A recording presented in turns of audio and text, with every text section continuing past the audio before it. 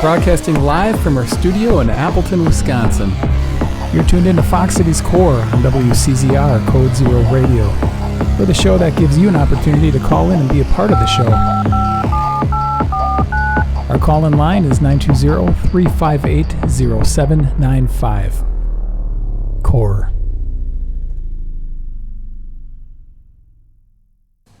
I've wanted to talk to these guys for quite a while. They're a 5-piece rock band from right here in the Fox Valley.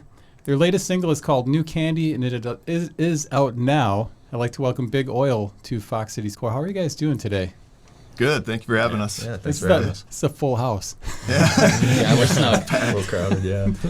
This is really exciting for me to have you guys in here. I caught you guys at Wheeze Fest, which it was great to finally see you guys, and what a fun show that was. And of course, anything that Charlie and Colin do normally ends up being a lot of fun, but we can talk about that later. But first of all, how about we introduce everybody? If you want to just go through the line and say your name and what you do in the band.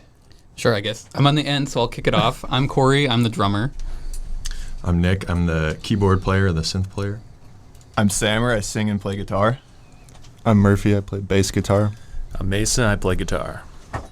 And now you guys started out as a 4-piece, and then you added keys eventually. Tell me a little bit, what was your history before starting Big Oil? Were you in other projects? Oh. I guess I'll start. So in high school, I was in a band called Wilhelm. It was mostly a cover band. We did some original music. It kind of started, we recorded a cover and uploaded it to Rock Onsen, which is like the garage band competition to play at Summerfest, and we got it. And that was the only song we knew, so we quickly had to put a full set together. And since then, I've been obsessed with playing out, playing live, so that's kind of how I started. I guess we'll just go down the row here. This is my first time playing like with Big Oil. I started doing this because I had started playing piano again for the first time in many years, and then Sammer just invited me to jam with him a couple times, and so we did that, and then eventually he was like, "You want to just come jam with the band?" And I said, "Sure." And then eventually he was just, "You want to come do a show with the band?" And I said, "Sure." So, yeah. And now I continue to do that. Yeah. Had you been a fan of the band before hanging out with Sammer? Yeah, definitely. Yeah. I see you knew the songs already. Yeah, I think I knew them because I was at like a lot of the shows. So yeah, just there to support since I've known Sammer and Murphy for quite a long time. So. Yeah, and Mason and I were jamming together before Big Oil. I think Mason met a drummer and was playing in like a Tool kind of cover band for a little bit. Yeah, and that's kind of how we started jamming and all that. And I mean, I wasn't really in any projects other than just jamming with people, and this is the first time it really kind of took off, or we, got some momentum going and started writing our own music and stuff. So it's been really fun. Yeah, I've known Sammer and Nick since middle school, I think, and I've known Corey since college.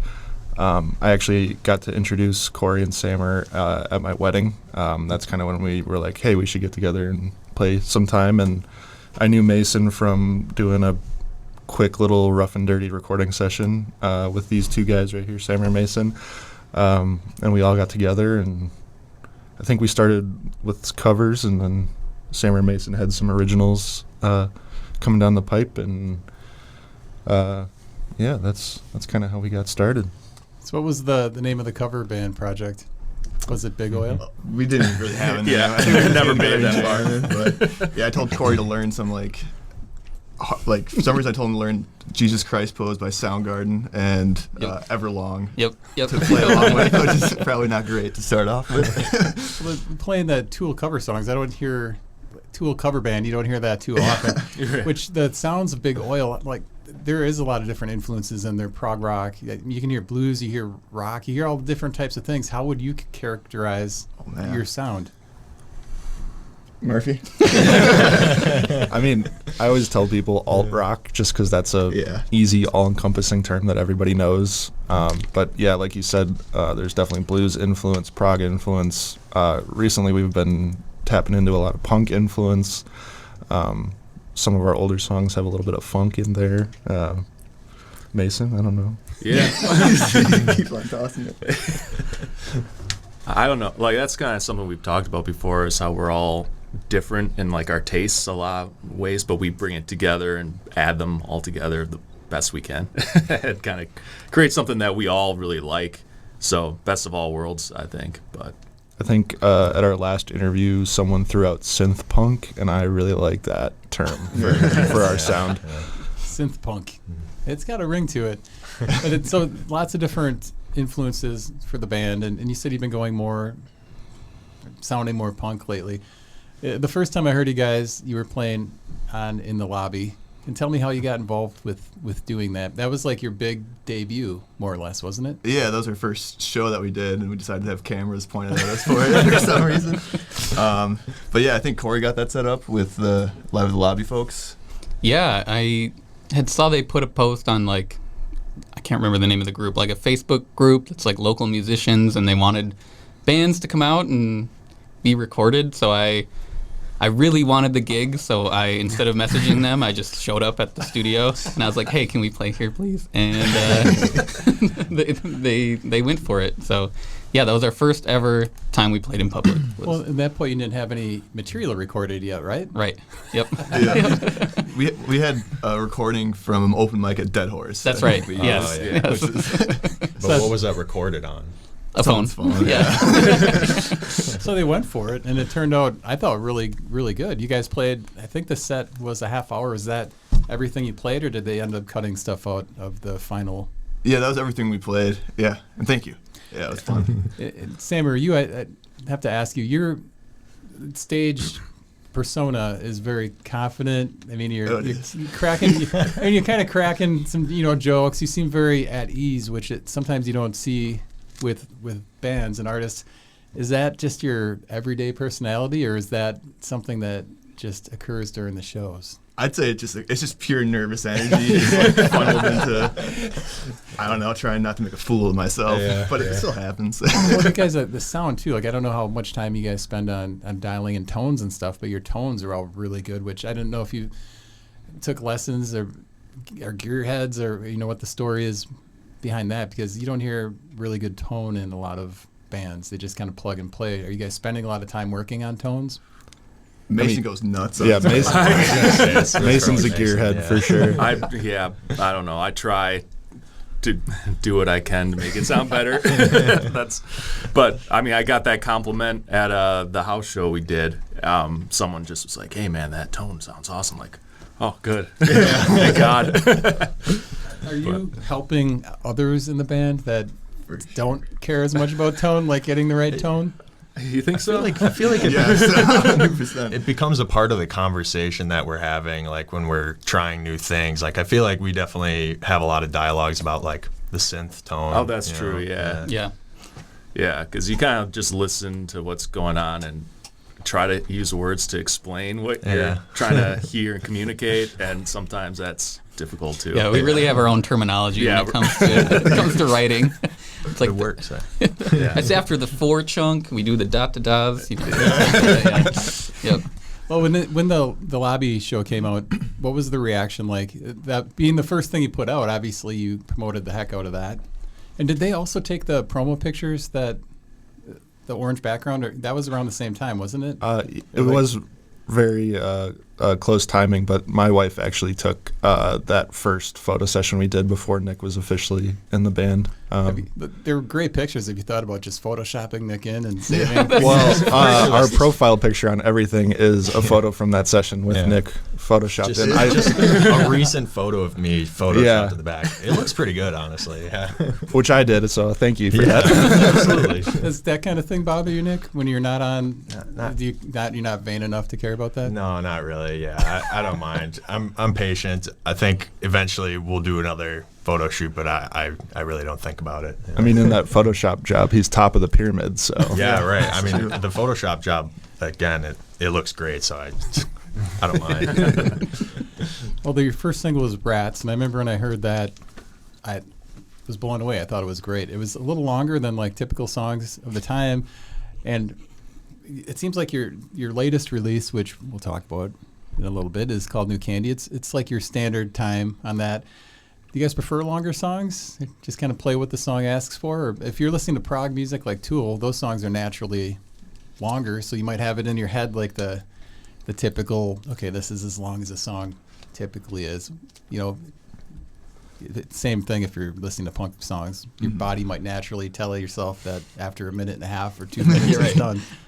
I mean, similar to how Corey got that Summerfest gig with Wilhelm, we had that phone recording of a open mic at Dead Horse, and we somehow booked an hour-and-a-half slot at a festival called Ashley for the Arts in Arcadia, Wisconsin.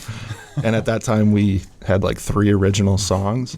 And it was an original music showcase, so we were like, oh, we have to write an hour-and-a-half worth of music. And so a lot of those early songs, some of them we don't play out as much anymore.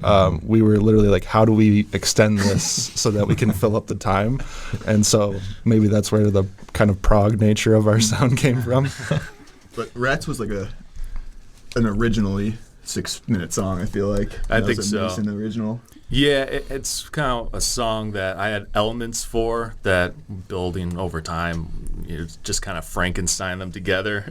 And that's kind of why that one feels, or it is so long, because there's different parts that you just kind of added over time. You're like, it needs a little bit of this or that. So I feel like that's why we don't really have any other really long songs, do we? Mars was pretty long. Sure. Yeah. But we don't play that anymore. Yeah. Suture, if we ever debut that new bridge you wrote. That's right. Yeah. It's easier to have shorter songs.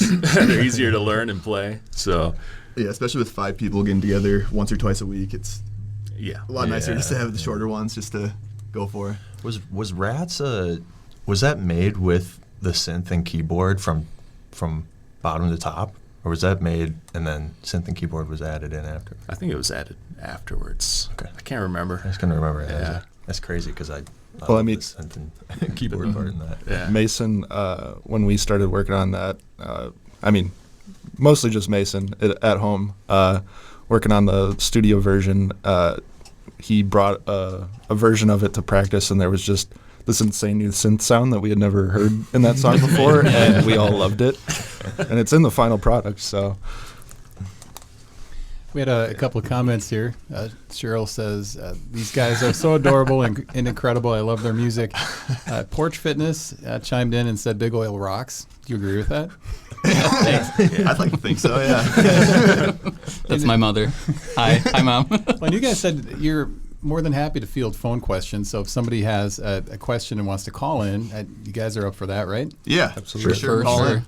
Let's leave the call-in number there. And anything, no holds barred on questions? Oh, come heckle us. That's fine. Okay, so you guys had a lot of material, and a lot of it was just written to fill up certain things that you're doing. Shamefully, yeah. Which in a way, is that an easier way to songwrite instead of putting the pressure on yourself to where you have got 6 months to write something, all of a sudden now you've got a deadline. Do you guys write better under deadlines than you do otherwise? I think we write more under deadlines, not necessarily better. So at the end of it, you'll get a couple that rise to the top that you take. Yeah, it's kind of like a learning experience too, where you're Yeah. like writing fast and you realize like sometimes overthinking it is the wrong way to do it, because once you have some songs, you're like, oh, we really like these, and they just happen like that. It's kind of opens your eyes a little bit, where you don't take it too seriously, I guess. Yeah. Maybe Yep. say that. I mean, at the time, I feel like it probably felt to a lot of us that it was quantity over quality, but our last 2 singles came out of that panic writing session. Sammer came in roughly around the same time with the 2 riffs for Absent Minded and New Candy, and they've stuck around so far, and we really like playing those 2 live. So, Well, what do you do with the material that you don't like?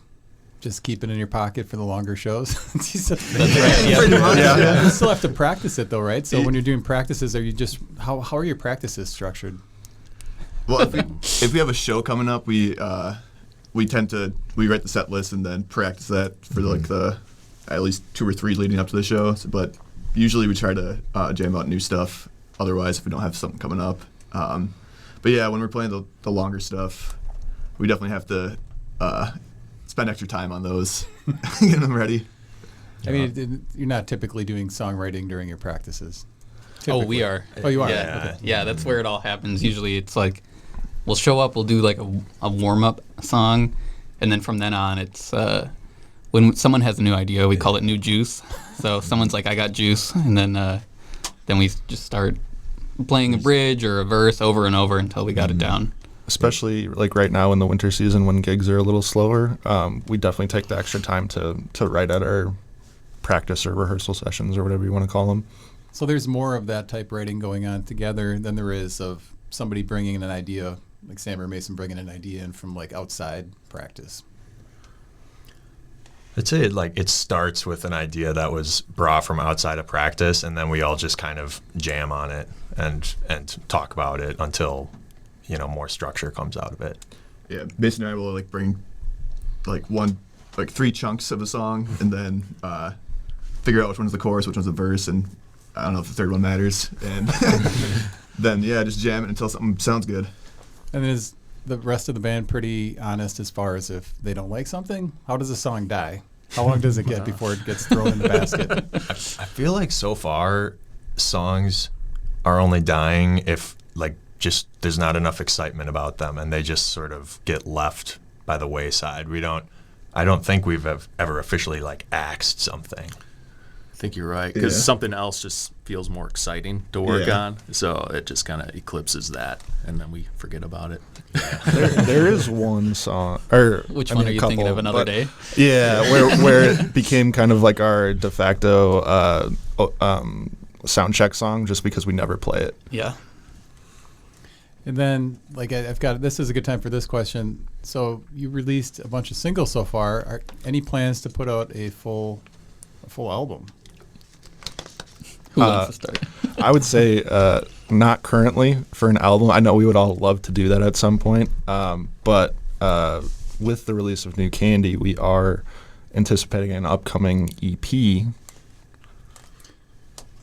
Hold that thought, you guys, because we've got a question on the line. What's your question for Big Oil? Hi, my question is, out of all the places you've played, what is your favorite place you've played at? Oh, that's a good question. Hell's Disco for me. Stevens Point house show. A lot of fun. Yeah, we have another one coming up there in March, so I'm excited for that. Anyone else? That's a good answer. Well, what made that show so fun? Was it the crowd or just the sound? crowd? The crowd is great, and the sound, and the person running it, Tanner, is awesome. When people go to house shows, they tend to go there for the music, not just to hang out. So it's cool to have a whole crowd of people listening to you. What makes a bad show? Oh, honestly, I feel like good show, bad show. It's like it's all about the crowd to me. Yeah. If they're prepared, if they're like in the mood for our sound, I guess, if they know what they're getting into. I will say sometimes lineup and vibe can affect how I feel about a show. I remember the first time we played at Reptile Palace, I didn't really care for it, and but recently we just went back and played another show there, and I loved it. So yeah, I agree. I like Reptile Palace. getting along with the fellow acts definitely helps the enjoyment. I'm going to say my favorite was probably Ambassadors for Acre of Tunes, which is happens concurrently with Mile of Music. That was just a lot of fun. There's a lot of people that we knew there. Everyone was really feeling it. So And you that guys, was a lot you of guys fun. did that 2 years in a row, didn't you? We did. Yep. What was the difference between year 1 and year 2 that you played there? I think the second year it was like absolutely downpouring outside, and there's hardly anyone there. So. Have you ever done Mile of Music? no, we haven't. I think we've applied, though, a few times. So yeah, I did miss the window this year. So that is a thing that is on your wish list yet. Oh yeah, for sure. if anyone from the Mile is watching or listening to this, we would love to. Well, that was great. We had a call-in question. Yeah. If anybody else has anything, that was. I find it interesting about shows what people consider good and bad. Have you had any shows that were bad, but you got like a lot of really good promo pictures or like video clips out of it, and then it ended up being actually pretty good because of what you had afterwards?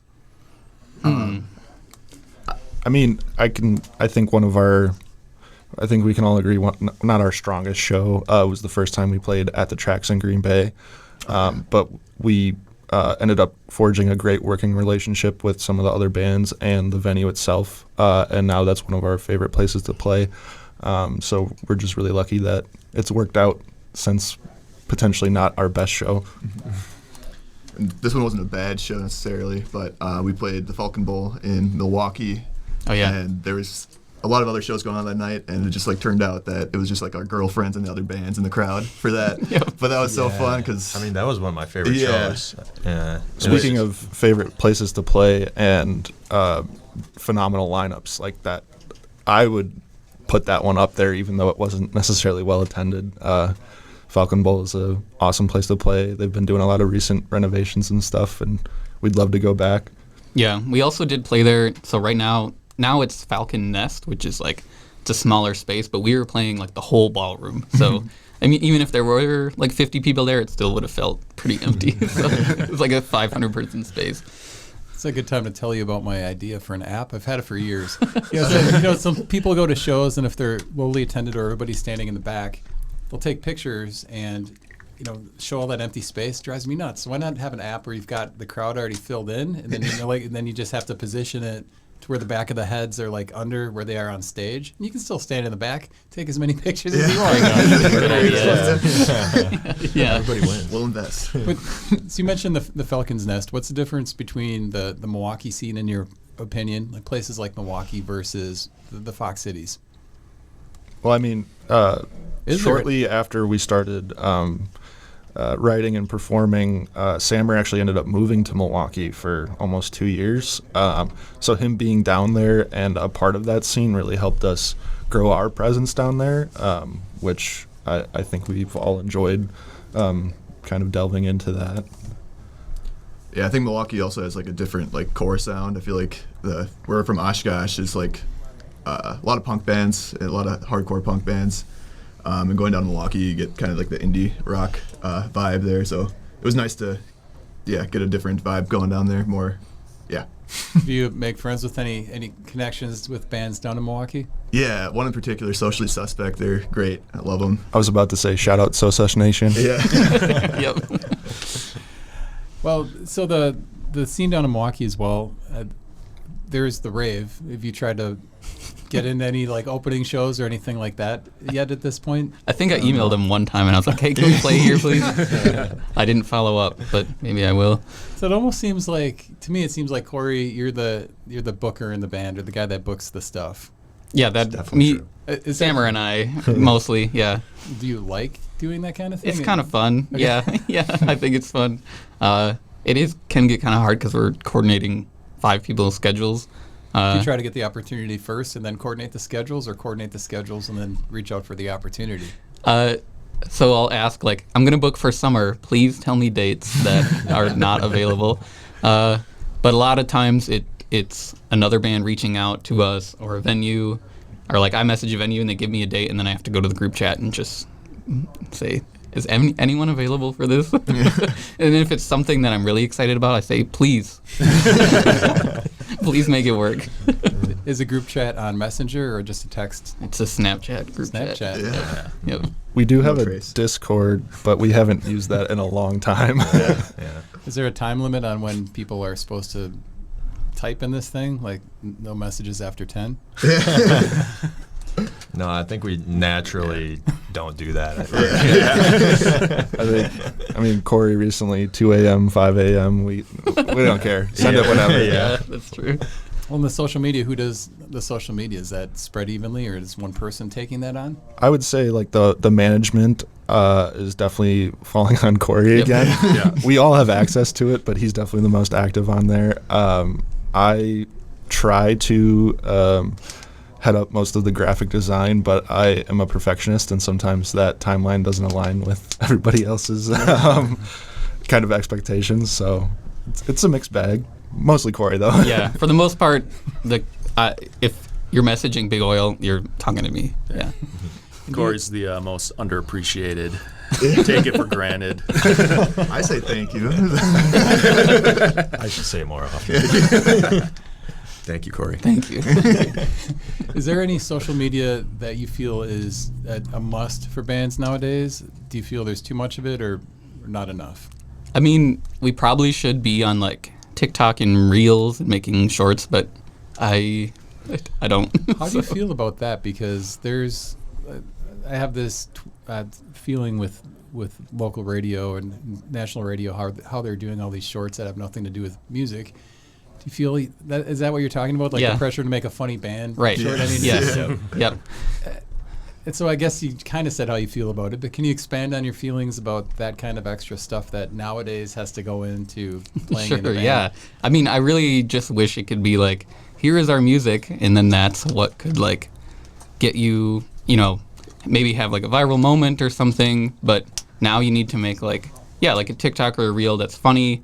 I tried a few times. I think one that I made was like practice start was 5:30, and then I like timed when everyone got there and took a video. That one was mildly successful, but yeah, for the most part, I just wish that I could stick to making Facebook and Instagram posts that just here's our new song, and that's it. And hopefully, people go listen. But I think we all have similar tastes and senses of humor, and I think we could be successful in that type of social media marketing shorts. However, like Corey said, with booking, we're 5 people.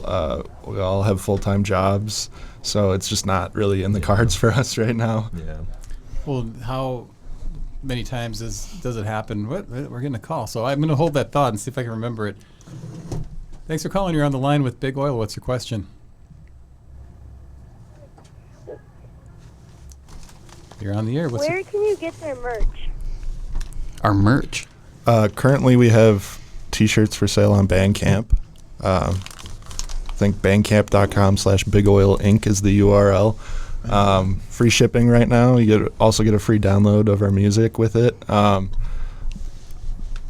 Yeah, it's just the orange. We have orange T-shirts available, I think, on Yeah. Bandcamp.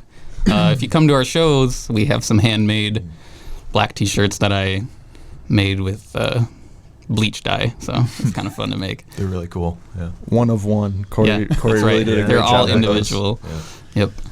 So the merch question, merch, is that something you guys like doing? Thanks for the question.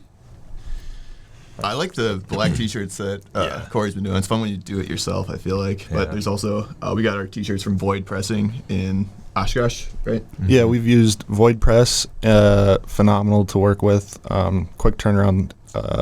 And we also, our first run of shirts, which was super limited, was with a mono print house here in Appleton. Also excellent to work with. Would recommend either one to anybody. Do you guys ever try any merchandise that didn't work out? High expectations, low sellability. I mean, These orange shirts. we ordered a lot of orange shirts. Yeah. Please buy them. Please, please, please.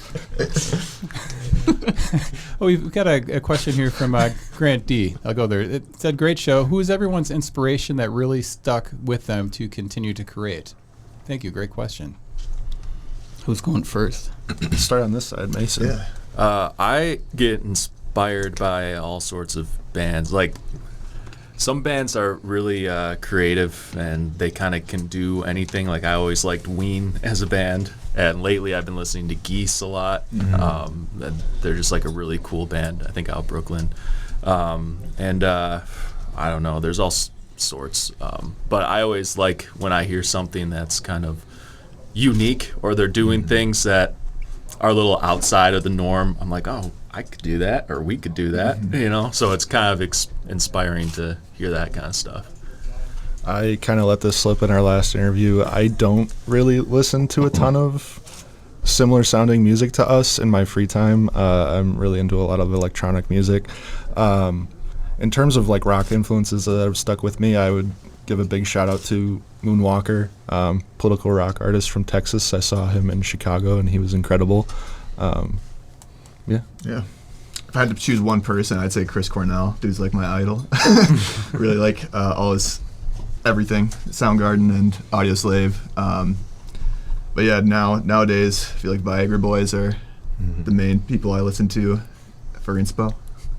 Yeah, as far as like big oil inspiration, I would say for me definitely Viagra Boys as well, like the type of synth that they have. But in terms of like an inspiration specifically just to create, not necessarily Big Oil, but I think I get inspired by my favorite artists, which tend to sometimes be a little bit closer to Murphy's taste in music. Most recently, I feel like I have to shout out like Magdalena Bay, because they're my favorite band. The synth that I have, the Korg Mini Log, I specifically got that because it was the synth that they used on their first album, Mercurial World, which is my personal favorite. Yeah, then I'm going to go with Bad Sons. They're a band from California. They like kind of shaped my taste in music, I think, with the Language and Perspective EP and album that came out when I was like 14 or 15, and they've stuck with it and they're still playing. I just saw them this spring, and I'm hopefully going to see them again in April. They're going to be in Madison. So I think, they've gone through different members. They've kind of changed their sound and they're still at it. So I think that would be my inspo. And, thank you for answering that, and thank you for the question, Grant. We had another question from Cheryl. Are your family members supportive? Yes, definitely. Yes. During the ad break, we talked about how Cheryl is probably our number one fan. Shout out. My mom also is a big supporter. She, like Cheryl, has tried to come to shows that I don't think Corey or I recommended that they attend, just based on venue and crowd and stuff. Yeah, my brothers are like every show. That's my true. brother Rami is always there. And my mom and dad try to come to them, which my dad he doesn't like music very much like that. So yeah, it's nice to have him. Our significant others were also extremely supportive, especially early on. But I think after hearing a lot of the same music over and over, they've kind of waned in their support of the band. Well, that's awesome. And then let's get on with the singles that you released, because you released two more that you ended up going into Rock Garden Studio. Did you do both of those singles the same session, or did you go back, twice to do those? It was Laissez Faire. Am I saying that right? Yeah. And I went to Stockbridge High School. Yeah. and then Absent Minded. So were those done in the same session or separate sessions?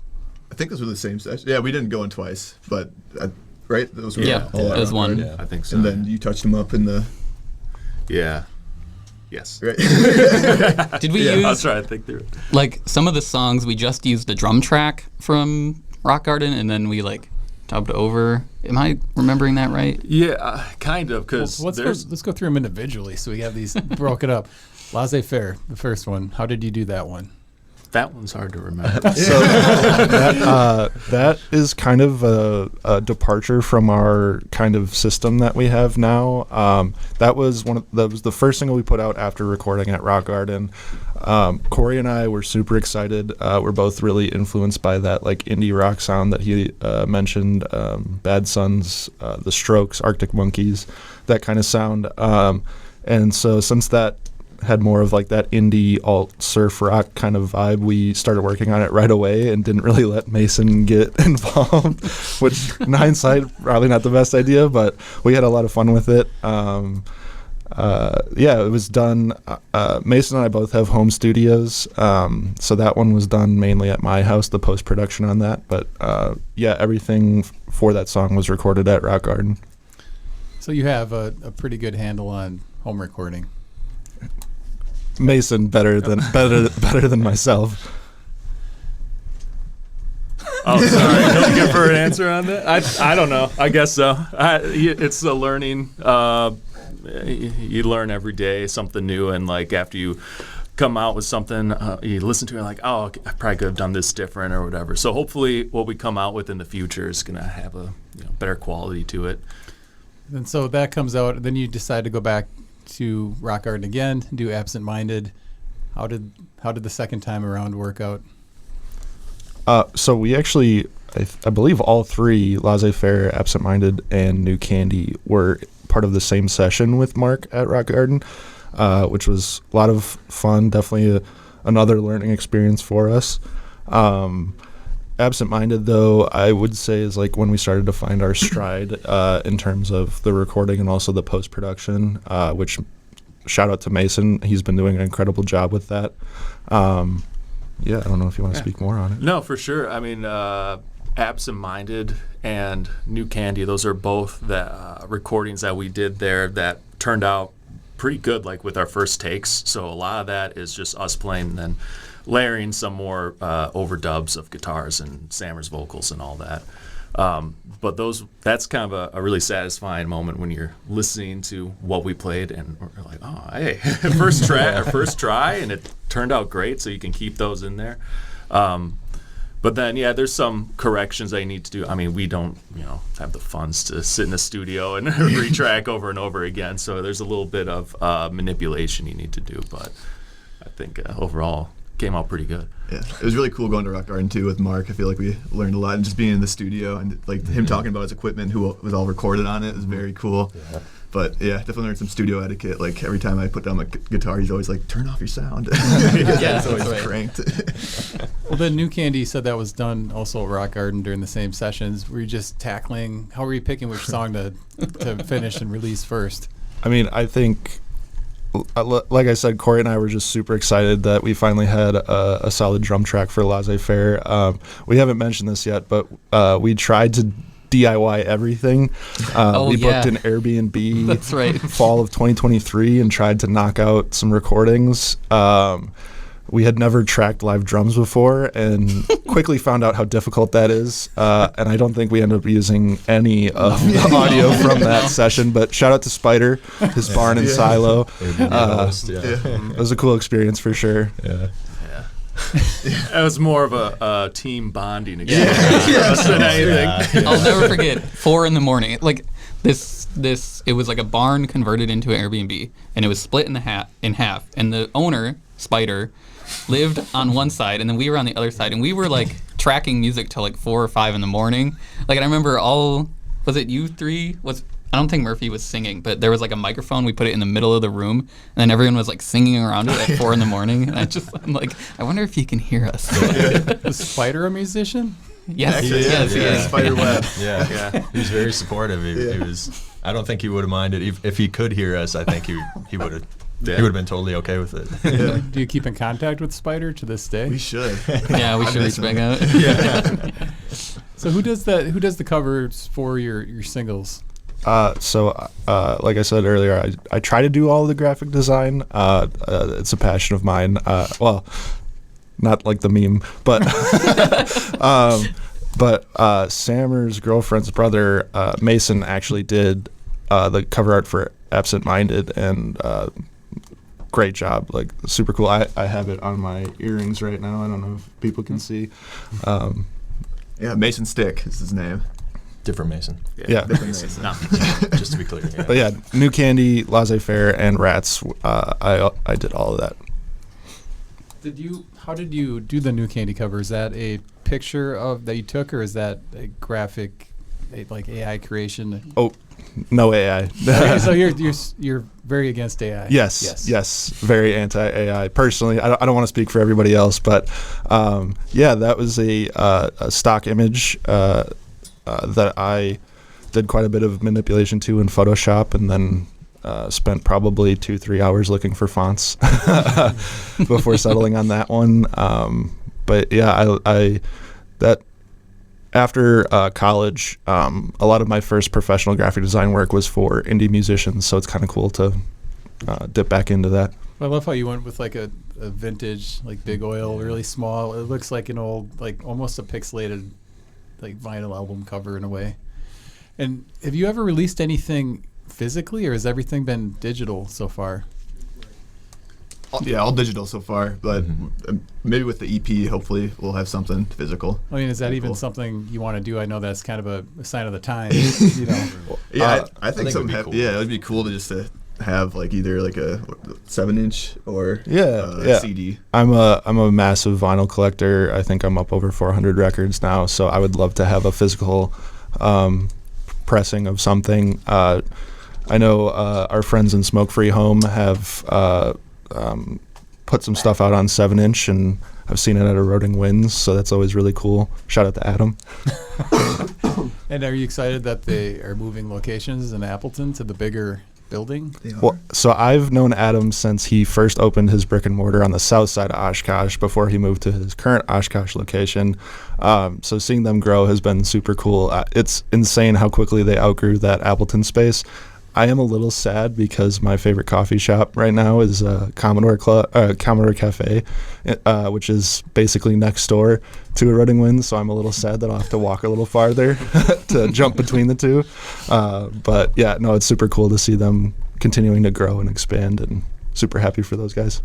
Yeah, and bit of a tangent, but another one of my favorite shows was playing at a Running Winds for sure. yeah. That was really cool. We played for the Bronco album release. That was a lot of fun. Now formerly known as Bronco, now Heavy Ben. Yep. Incredible show. Honestly, speaking of musical inspirations, that first album that they put out that we got to open for them on that tour, I love. Probably one of my favorite indie releases from the Wisconsin music scene, I would say. Well, and I think that's great. You know, the local like kinship and purchasing like if you know vinyl and stuff. I think that's still an important part of the music business, and hopefully it comes back because you physically own it then, and they can't take it away. Right. I added the first Smoke Free Home EP that I have a CD copy of to Discogs. That was really fun for me to be the user adder for that. So you could put any kind of information you wanted in there.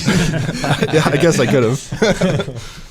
I'd really love to do a cassette just because selfishly my car has a cassette player because it's really old. So I think that'd be cool. I'd say sometimes it's almost like you're doing a novelty release because people can't play it, but they want to buy it just to display Right. it or have it. Yeah. This isn't the first long-form interview you guys have done. You did something at Wapaka Local Live. Yeah. Can you tell me how that went? That was a year after your formation. That was the first big interview you did. How did that go? It was fine. It was a little awkward. There was like, I mean, my mom was there, which was great, but there was like 4 people in the studio audience. And so we were playing a song and then like answering questions about it afterwards. I forgot that we even played. and like, I remember like the mic, we had one microphone that we were passing around, and so it was still fun. It was fun to be on the radio. Really appreciate them for having us, but now maybe we were a little more seasoned or like ready for an interview. So Yeah, definitely. We're definitely not ready to be talked to or to speak. Didn't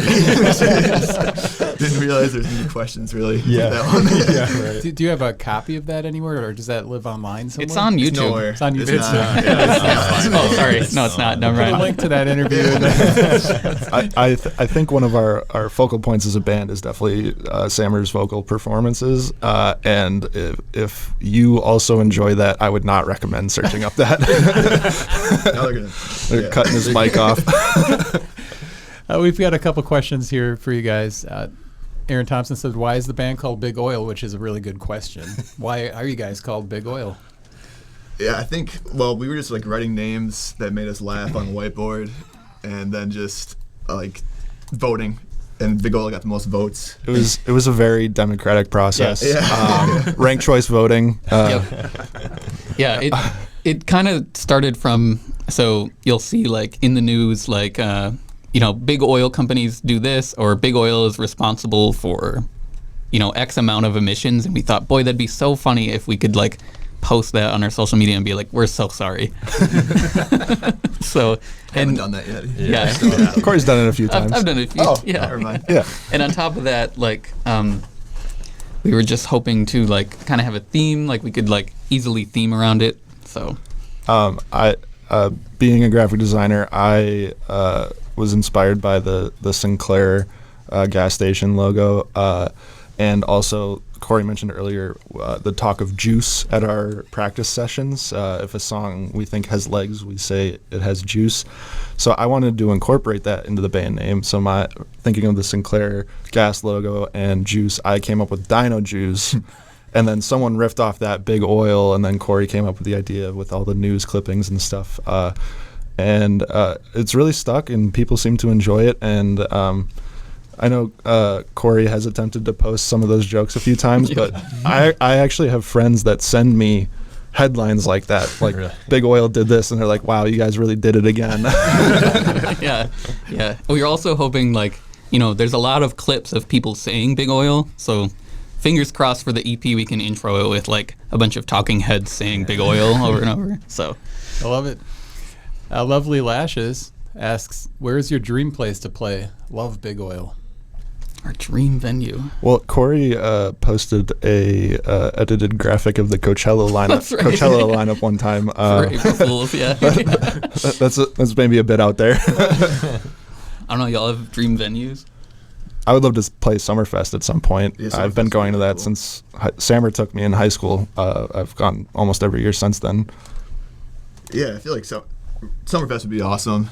I just really like the basement shows, though. Like, I don't know. Yeah, I'm pretty satisfied with basement or dive bars. Yeah, Those are pretty Yeah, those awesome. Yeah, okay. Well, thanks for the question, Lovely Lashes. Todd Belke, of course. Man, that guy's awesome. He's in a lot of different projects. He doesn't have a question, just kind of almost like a brag post. It says, I love Big Oil. And then it says, I've always said that. He says that every. And he show has. we've played with And him. he has. Always has. Yes. Love Todd. See, there's another reason for our name, because it's so funny to be like, I support Big Oil. I love Big Oil. I always say It's that. also, yeah. My coworkers really get a kick out of it because I work for the Midwest Renewable Energy Association. So when I first started there, and they were like, "Oh, tell us some fun facts," I'm like, "I'm in a band called Big Oil." And they're like, I don't know about. We shouldn't have hired this guy. So. So in hindsight, speaking back on merch, the orange may not have been the best choice. You know, in Wisconsin, Hunter orange is the most common association, but the orange for the shirts was inspired by the British movement Just Stop Oil. But I don't think too many people stateside get that reference. So Yep. we're still sitting on a bunch of them. A lot of inventory. Got to turn it over. All right, guys, so how would you describe your new single that just came out? How is it different from the previous releases? Well, I think New Candy was one of the first songs where we started to find kind of our newer sound, I feel like. So that's kind of the direction that, maybe not the direction, but a way that we're going with future releases. I think it's quicker and a little sassy. I would also Probably more aggressive than anything we've done. Yeah, to this aggressive, and point. I was gonna say And Nick. Handman too, right? Nick was. I feel like for Rats, Mason, did you do the synth on that one? Oh, yeah. On the recording. Yeah, and this one, like, we really honed in the synth riff and the tone for this one. I remember playing that part over and over and locking it in. So Yep. I remember the question I was going to ask a long time ago. So there's been shows like the Wheeze Fest, you played without a keyboardist. It's how many different variations of the band can you make with missing members? How many times have you played missing somebody? Who can you not afford to not have? They played without me a couple of times, like Wheeze Fest, because I had COVID. yeah, and we had 2 shows that weekend. Yeah. Yeah. So- And then that at the track show that I mentioned that wasn't our strongest, missing Nick really Yep. was a bummer. He was also sick, I think, for that show. Has anybody else ever been absent besides Nick? I think if anyone else was absent, we probably would have to back out. Yeah. Corey is the drummer, obviously. That drummers are hard to come by, especially in the Fox Cities. And then Sammer and Mason are just so crucial to like what makes Big Oil Big Oil. So I think if we didn't have either of those guys, we probably wouldn't be able to play. Yeah. I just feel bad that we've done stuff without Nick because, especially with the direction that our sound is trending, Synth has been a big influence. And I think we noticed at that Wheeze Fest show, just like it was a super fun show to play, and we loved Charlie and Colin. But just not having Nick to fill out the sound, and we call some of our elements in our songs tasters, and Nick brings a lot of that. So it's always a bummer when that's not there. Yeah, we have a few songs where Mason sings, but I think it'd be a pretty short set list. Yeah. Well, Sam or Mason, as far as your guitar work, have you guys always gelled as guitar players? Well, I only started playing guitar when Big Oil got together. I was playing bass for a while, so me and Mason were, I was jamming bass and he was playing guitar for a while. He's helped me with guitar tones. Yeah, a little thing. But I feel like I think we gel pretty well. You know? Yeah. I like when Sammer has like a riff idea, and then I can work around what he's created, because then it forces me to come up with like something I normally wouldn't play, I guess. And especially if it's something he created, it's something I wouldn't have created. So it's this cool interplay guitar-wise. But he can kind of say that for everybody. Like, I mean, if Corey has a drum beat that's a little different, it's fun to like bounce off what he's doing, or Nick with the synth, and I know Murphy's added some bass parts that kind of turn the song in like a different feel, or like in the moment, so it inspires you to do something or get excited about the song. So, and Mason's guitar playing, like I've learned a lot from just watching Mason play and getting the pointers from him. So it's been nice. Do you feel like you're at a stage where you're comfortable being a guitar player? No. It's funny he says that, because I don't know many people that would have been able to do what Sammer has done since we started Big Oil. Going from strictly a bass player to being a frontman and a rhythm guitar player, having never really played guitar, especially in front of people. Like in our last interview, I mentioned giving Sammer his flowers, because they're well deserved. It's pretty incredible. Very sweet. Well, I enjoyed seeing you guys play at Wheeze Fest. And I feel bad that it took me that long to catch you guys live. Nick, I'll catch you next time. I was sad to miss those shows too. It was the energy from your set is infectious. It was, you guys are fun to watch, which is important when you're going to see a band. It's one thing to have really good songs. It's another thing to actually want to stand there and hear those really good songs. What's coming up next for Big Oil? What do you guys have? I know you just put out the new single, but what's in the future? Yeah, we have tentatively 2 shows in March coming up, and I'm working on the rest of summer.